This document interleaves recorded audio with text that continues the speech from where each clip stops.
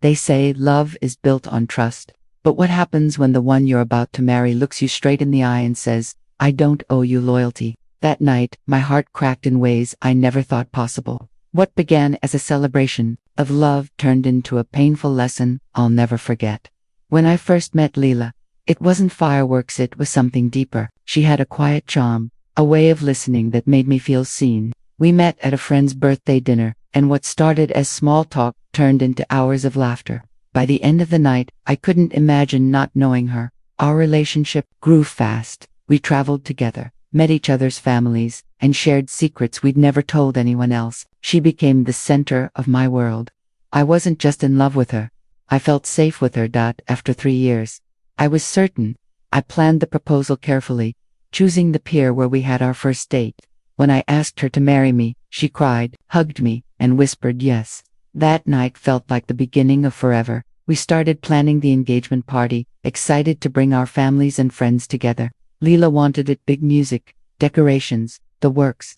I went along happily, because all I cared about was celebrating us. Then came the guest list. She casually mentioned inviting her ex, Darren. I froze. I thought she was joking, but she wasn't. "We're still friends," she explained, "and I don't want to make things weird by leaving him out." I tried to laugh it off, but the thought gnawed at me. Why would she want him there? Was I being unreasonable for feeling uneasy? Still, I trusted her. I hoped this would pass. A week later, I finally told her how I felt. I said, "Leila, I don't feel comfortable with Darren being at our engagement party. This night is about us. It's supposed to be special."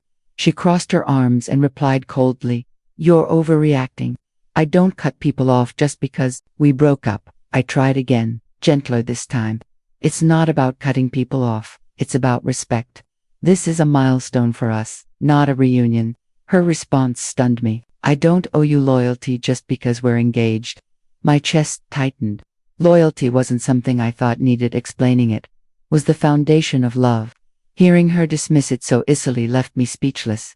The days leading up to the party were tense. We barely spoke without arguing. She accused me of being insecure. I tried to explain it wasn't jealousy, it was about boundaries. I confided in my brother, telling him everything. He frowned and said, "Man, if she doesn't respect how you feel now, imagine after marriage." Those words stayed with me. Still, I didn't want to believe the worst. I loved her, and I wanted this party to work. I convinced myself she'd come around. The hall was decorated beautifully, filled with laughter and music. For a moment, I felt hope again, but then I saw him, Darren, standing confidently, smiling as if he belonged. My stomach dropped. I forced myself to stay calm.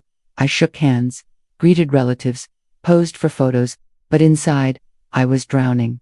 As the night went on, my fears turned real. Leila spent more time chatting with Darren than with me. She laughed at his jokes, leaned in close, almost forgetting I was even there. I smiled for the cameras, but my heart was breaking. Finally, I couldn't take it anymore.